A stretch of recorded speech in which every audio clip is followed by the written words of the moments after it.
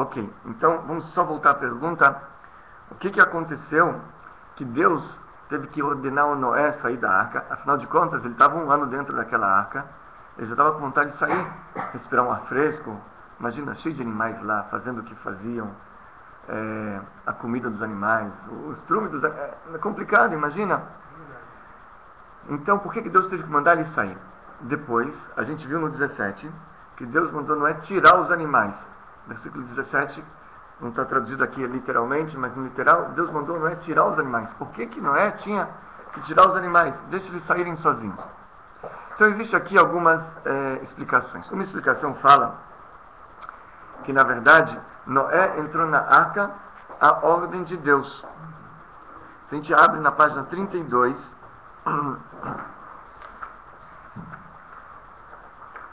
versículo 1, então está escrito lá, 32, versículo 1, Deus disse a Noé: vem para a arca, tu e tua família. Então, já que ele entrou na arca à ordem de Deus, então ele não queria sair sem a ordem. Existe um comentário que fala assim, ou seja, que Noé, ele tinha o que a gente chama em hebraico de Kabbalatol, o recebimento do jugo divino. Ele realmente fazia o que Deus mandava, sem questionamento. Ele tinha totalmente submissão a Deus, aquilo que Deus mandava ele fazia sem questionar. Isso é uma grande virtude que ele tinha, uma coisa muito importante, a gente ter essa submissão a Deus, fazer o que Deus manda e escutar o que Ele fala, mesmo que a gente não goste, mesmo que é difícil para a gente. Muitas vezes a gente pode encontrar no estudo da Torá coisas que nem sempre vão ser de nosso agrado, mas a gente pode ter certeza que se Deus falou aquilo, escreveu aquilo, é para o nosso bem, mesmo que a gente não entende no momento, e aquilo é a verdade.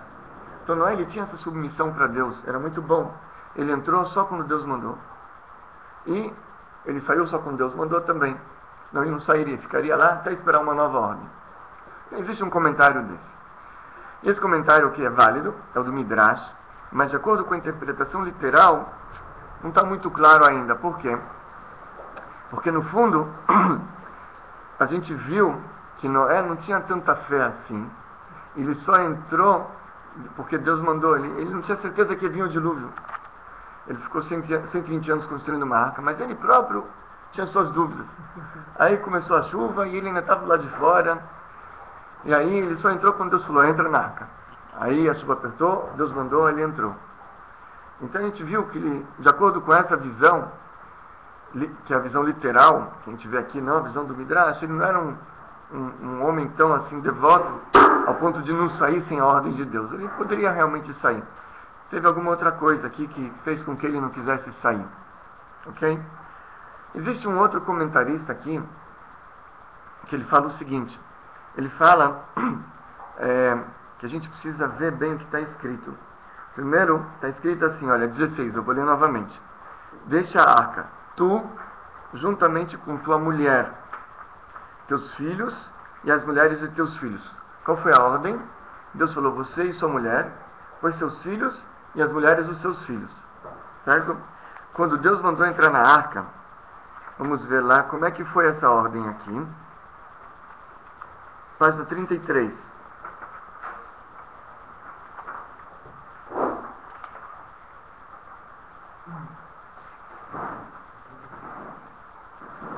Acharam?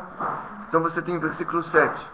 Noé, juntamente com seus filhos, e sua mulher e suas mulheres, e as mulheres de seus filhos, veio para a arca antes das águas do dilúvio. Como é que eles entraram? Noé, os filhos, depois a mulher e as noras do Noé. Então daqui a gente aprende uma coisa, que quando eles entraram, então era proibido eles terem relações dentro da arca. A gente falou sobre isso na aula passada, ok? Quando eles saíram, Deus não quis mandar, de acordo com essa interpretação, eles saírem. Eles sairiam normalmente. Mas a ênfase aqui é na maneira como saíram. Se agora Deus falou: agora vocês saem dessa maneira, você e sua mulher, seus filhos e suas noras, ou seja, Deus permitiu novamente para que eles procriassem. Não só permitiu, mas mais para frente, a gente vê que Deus ordenou ele, deu uma bênção para ele procriar, e ordenou ele procriar, para encher a terra. E isso a gente vê também no versículo 17. No final do 17 que a gente leu, na página 40, que está escrito? Eles procriarão e se multiplicarão sobre a terra, os animais também. Então Deus queria que eles procriassem e multiplicassem. Em hebraico é frutificassem e multiplicassem. Ok? Então essa é um segundo comentário que existe sobre esse trecho. Agora existe um outro comentário aqui interessante, que esse é o Rebbe explica assim, uma outra visão. Quando eles entraram na arca, como é que foi a entrada na arca? A gente viu que foi de uma maneira milagrosa, porque só podia entrar na arca os animais que não se misturaram suas espécies. Só podia aqueles leões, tigres que tinham pedigree puro, 100% que não casaram entre outras espécies. E como é que foi feita essa seleção? Foi milagrosamente. O Noé não tinha como saber se esse tigre que está vendo, a tataravó dele não foi esposa de um leão, ou sei lá. Não tinha como saber.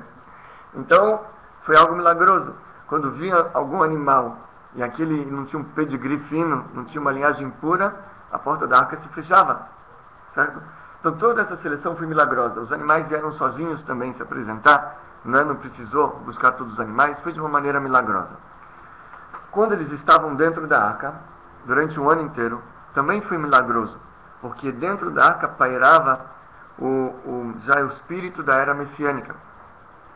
Quando eles estavam no paraíso, os animais eles se davam bem. Na era messiânica também, o que o profeta Isaías fala? Vegar zev keves, que o lobo vai morar com o carneiro. Venamer gidi irbatz, que o tigre, o leopardo, junto com o gidi, o carneiro, eles vão, o filho do bode, né? Gidi, eles vão juntos sentar. Eles vão sentar juntos. O bacar em Maria o halteven, que o leão ele vai comer junto com o bacar, com o gado, palha, feno. Então eles vão outra vez ter o que era antes da época, o que era no paraíso antes do pecado do Adão. Isso vai voltar a acontecer na era messiânica. E esse ambiente pairou dentro da arca do Noé já. Dentro da arca do Noé era paz entre todos os animais. Os animais ferozes se tornaram dóceis e bons, uma natureza boa. Então, o Noé também viveu nessa era messiânica já. Então era natural que quando a arca pairasse e eles abrissem a porta, eles não queriam sair. Porque imagina, você viver no paraíso, você vai querer voltar para esse mundo cão? Noé queria ficar dentro da arca. Lá estava um ambiente maravilhoso, junto com os animais. Está escrito que eles trabalharam sem parar, dando comida para todos os animais. Dia e noite e nem dormiram direito, assim está escrito. Mas com todo o trabalho que eles tinham lá, Noé preferia isso do que esse mundo cão aí fora. Então por isso Deus teve que vir e falar: Noé, sai da arca, você precisa sair daqui. E os animais também, Noé, tira os animais da arca. Por quê? Porque os animais também não queriam sair, eles queriam ficar lá. O leão ele não queria voltar a ser um predador, nem o tigre, nem a onça, os animais ferozes. Eles queriam continuar a ser como eles eram ainda. Então por isso teve a ordem: Noé, sai da arca. Mas agora, a pergunta então é o contrário. Por que então sai da arca, Noé? Deixa ele lá. Estava bom. Por que ele é obrigado a voltar para esse mundo? Fica na arca. Não. Por que Deus teve que tirar ele da arca, tirar os animais da arca? Por quê? Então a resposta é porque o objetivo da criação não é você ficar só no paraíso. O objetivo da criação é você estar nesse mundo e ter suas dificuldades de todos os lados, sejam financeiras, sejam emotivas, relacionamento, todos os problemas que cada um de nós tem. E mesmo assim, ser uma pessoa devota a Deus, ligada a Deus, com bastante fé em Deus, e trazer Deus para esse mundo, fazer uma moradia para Deus no nosso mundo aqui embaixo. Certo? Esse é o nosso motivo, nosso objetivo, em conjunto, fazer com que a divindade outra vez volte a pairar nesse mundo cão, né? Não só no paraíso, mas aqui também. Então Deus teve que tirar o Noé da arca. Certo? Muito bem. E aí Noé, ele tinha bastante... recebeu o jugo divino, bastante submissão, ele acabou saindo. E aí... 18... as águas ondearam. Não, página 40. Página 40. Obrigado.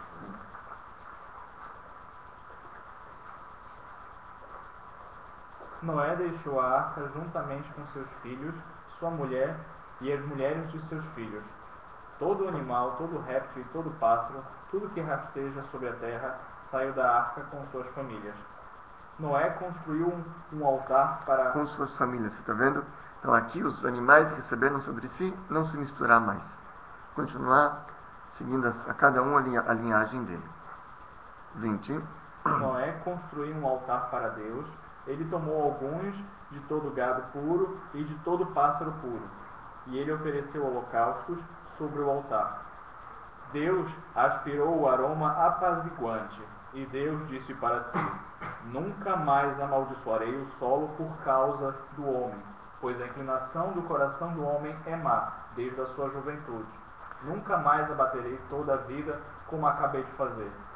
Enquanto a terra... Ok, então, aqui foi o início do pacto que Deus fez com Noé, onde Deus prometeu nunca mais abater toda a vida, não trazer mais outra vez um dilúvio.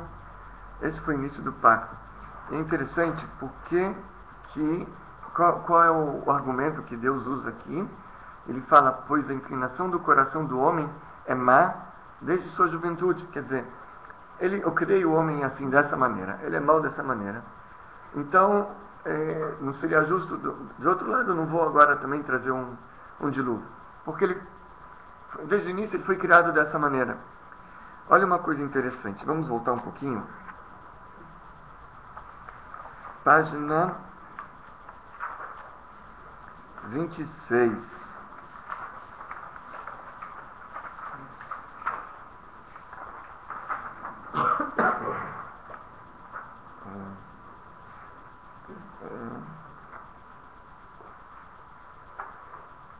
Página 26, tem versículo 5, onde ele sela o decreto do dilúvio. Olha como está escrito lá. Deus viu que a perversidade do homem na terra estava aumentando. Todo impulso de seus mais íntimos pensamentos era para o mal o dia inteiro. Na tradução, eu não sei se está igual, mas em hebraico é a mesma frase que ele usa. Na tradução a gente leu, versículo 21, né? Pois a inclinação do homem é má desde sua juventude. E aqui no 5, todo impulso de seus mais íntimos pensamentos era para o mal.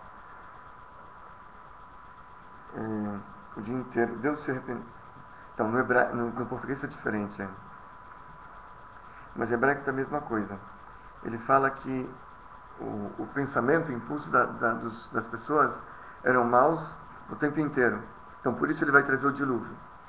E lá ele escreve, eu não vou trazer mais o dilúvio, por quê? Porque o pensamento dele é mau, assim, desde a sua juventude. Então, eu criei ele assim, não vou trazer o dilúvio. Então, ao princípio, uma contradição. Ele usa o mesmo argumento para trazer o dilúvio, e o mesmo argumento para não trazer o dilúvio. Como fica? Certo?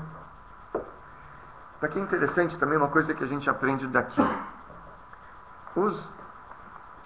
As emoções, elas não comportam dois sentimentos ao mesmo tempo, coração. Quando você ama, você não odeia. Quando você odeia, você não ama naquele momento. Depois você fez as pazes com a esposa, aí você volta a amar. Aí depois brigou de novo, você já não ama, você odeia. Não existe você não consegue pairar no mesmo coração esses dois sentimentos contrários. Ódio é um sentimento ligado à severidade. E amor é bondade. E severidade e bondade são dois polos que não se misturam. Você não consegue conectar os dois. Certo? Puros, quando você tem severidade pura e bondade pura. Bom, na cabeça, no cérebro, você pode ter duas opiniões. Você pode ver de duas maneiras diferentes a mesma situação. Você pode estar chateado com sua esposa, ou sua esposa pode estar chateado com o marido, por certa atitude que o parceiro tomou, e você culpa ele por isso, mas ao mesmo tempo você pode entender o motivo que ele fez. Você pode dar o benefício da dúvida e julgar ele favorosamente, certo? E às vezes você pode pegar a mesma coisa, o mesmo fato e vê de duas maneiras. É o que acontece aqui. Deus fala, olha, tem um argumento aqui que eu posso usar ele para severidade ou para bondade. Enquanto a severidade e a bondade estão na mente, antes delas descerem para o coração, você pode usar o mesmo argumento para as duas coisas. Em outras palavras, a Hassidut e a Kabbalah, elas aprendem daqui o seguinte, que a mente ela enfraquece as emoções, certo? Quando você usa de uma maneira, você raciocina logicamente, então as emoções elas são mais ponderadas. Uma pessoa muito intelectual, ela é menos emotiva, ela é menos compulsiva, certo? Porque a mente ela costuma enfraquecer as emoções. Um animal, a gente falou do cachorro semana passada, que cachorro em hebraico é Kelev. Kelev é o acróstico de Kulolev, só coração. Então ele é extremista, um cachorro. Ele é fiel até o extremo. Não tem meio termo para ele. Porque ele é só coração. E assim você vê os outros animais também. Toda atitude que ele tem é extremista. Certo? Então eles não têm meio termo, não são ponderados. Ok? Aqueles que são cruéis, o corvo, que falamos na semana passada, é cruel até o fim.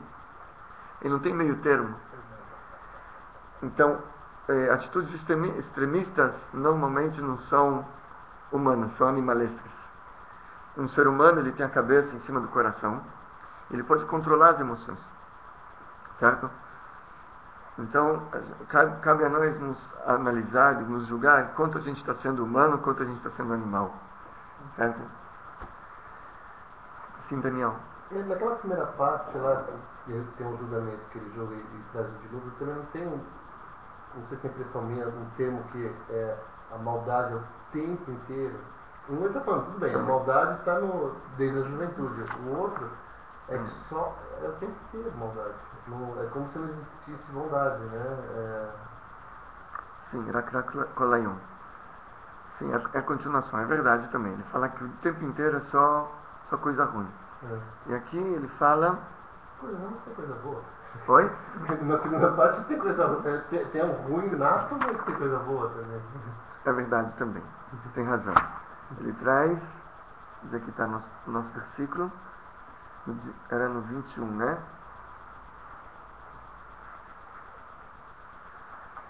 Norav lo sifot lakot ma bavur adam ki yetzer lev adam ra mineorav.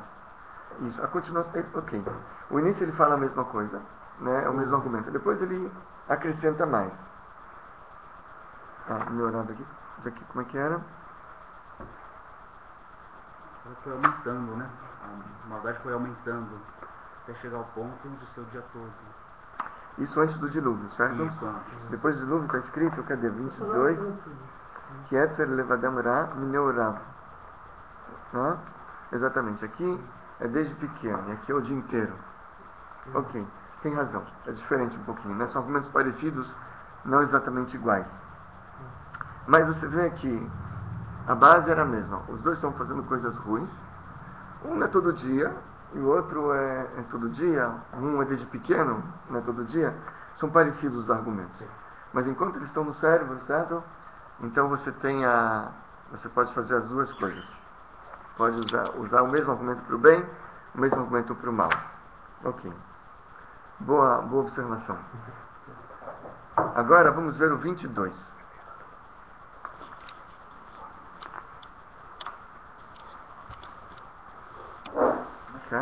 Pronto. Ok. Pronto, agora tá bom. Vamos lá, 22.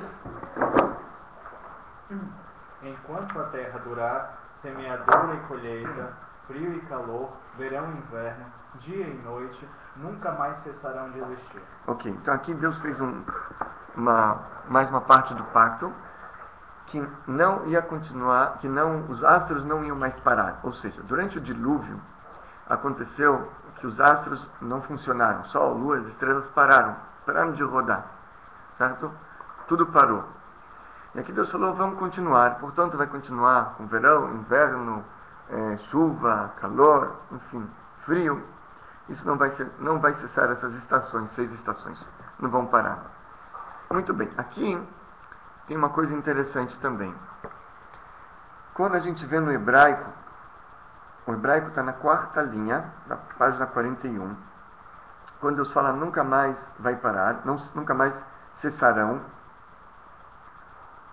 não só desistir, né? Nunca mais cessarão de... Qual é a palavra que está escrito?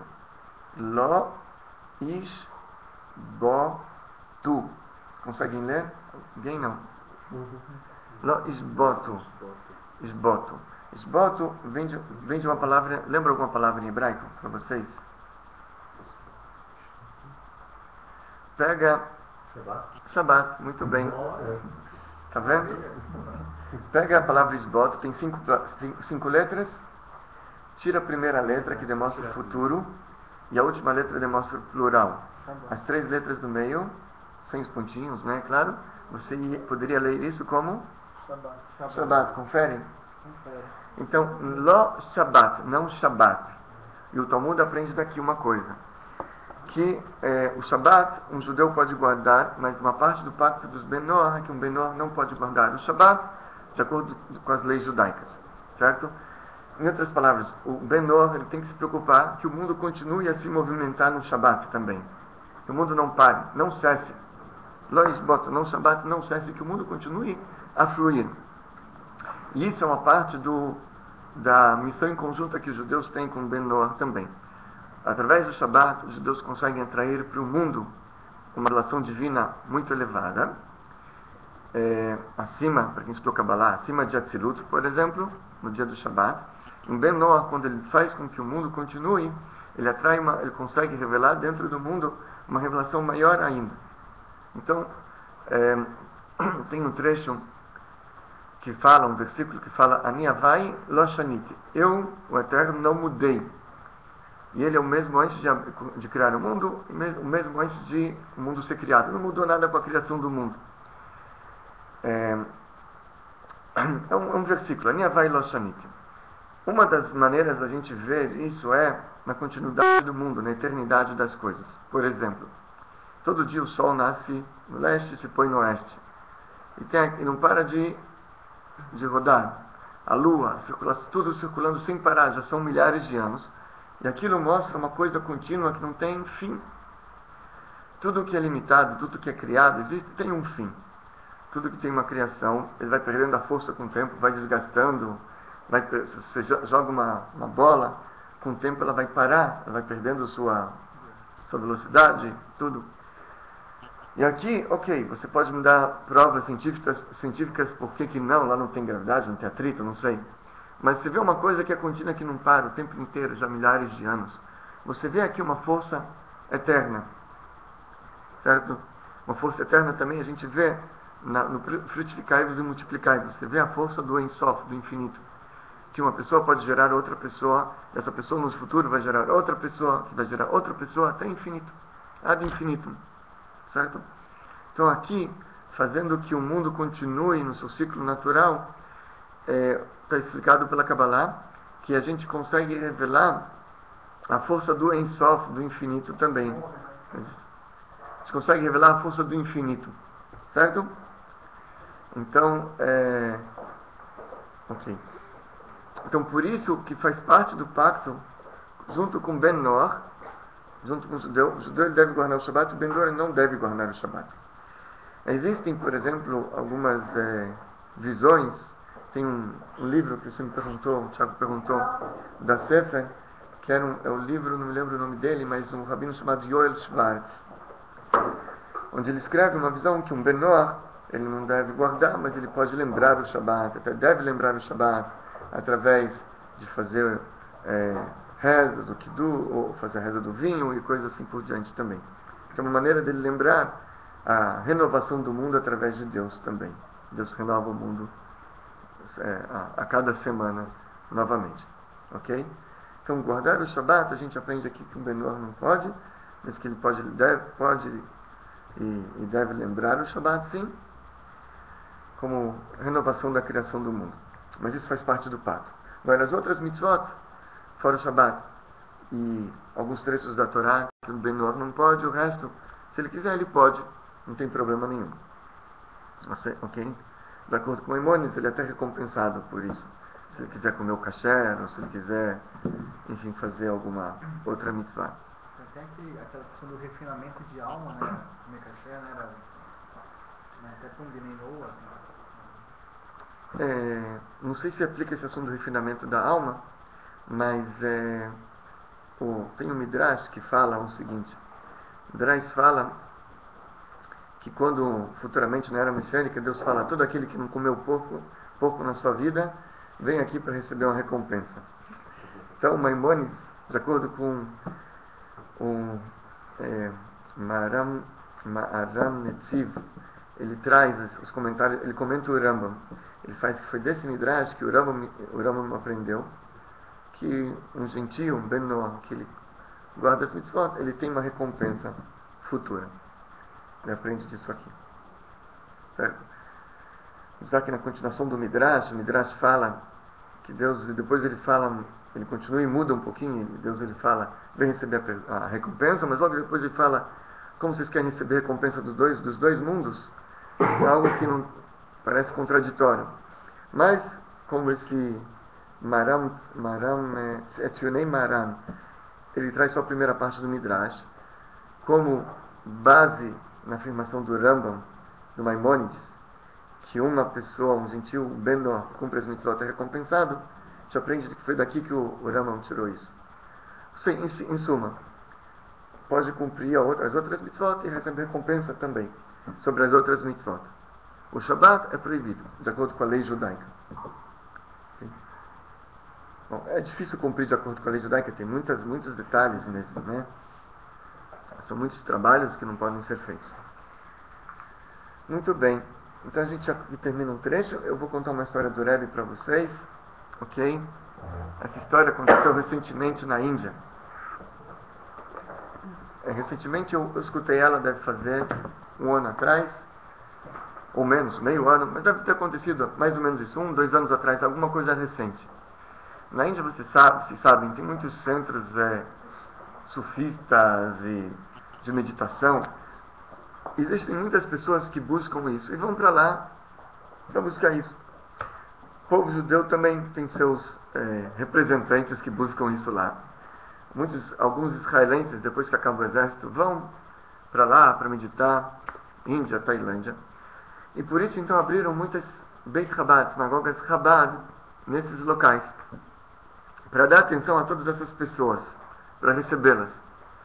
Ok, então tinha uma menina que foi para lá para passear, mas ela a princípio não queria entrar nas sinagogas, ela queria buscar outras coisas. Bom, ela fez uma viagem, e as viagens lá de ônibus são longas, são distantes, as cidades uma da outra, e ela fez uma viagem longa, e ela tinha que chegar numa rodoviária, para nessa rodoviária fazer uma baldeação, pegar um outro ônibus que sairia para o destino dela. Ela tinha que chegar até tal hora, eu não sei exatamente se era 8 ou 9 da noite, não sei, em determinado horário, senão ela perderia a baldeação e teria que esperar o outro ônibus só no dia seguinte. Ela poderia pegar e teria que passar a noite inteira na rodoviária. E sabe, uma menina sozinha, numa terra estranha, num local não tão amistoso, assim, não tão amigável, não tão seguro, ela que estava torcendo para chegar na hora. Só que ela chegou, ela perdeu o ônibus por uns 20 minutos, meia hora. Ela teve que esperar a noite inteira o ônibus da manhã seguinte. Bom, ela não tinha o que fazer, ela abriu um livro, sentou num banco, onde ficaria o ônibus, onde fica... E começou a ler. De repente ela percebe que tem um rapaz que olhou para ela de uma maneira assim, um pouquinho, não sei, diferente. Isso deixa ela um pouquinho nervosa, né? E ela está lendo, daqui a pouco o rapaz se aproxima e senta assim na outra extremidade do banco. Quando ela vê o rapaz lá, ela começa a suar frio. Ela começa a rezar para Deus: Deus me ajuda, Deus me salva, Deus, eu estou com medo, Deus, manda alguém para me ajudar, o que eu faço? Deus me ajuda. E as preces dela aparentemente foram escutadas com certeza, e Deus mandou um senhor, já aparentemente de idade, tinha uma barba, usava um chapéu assim, e foi esse senhor, ele sentou no banco entre ela e o rapaz. Ela se sentiu momentaneamente aliviada um pouquinho, ainda tinha um bom tempo até a manhã seguinte, algumas horas ainda restavam para o ônibus dela chegar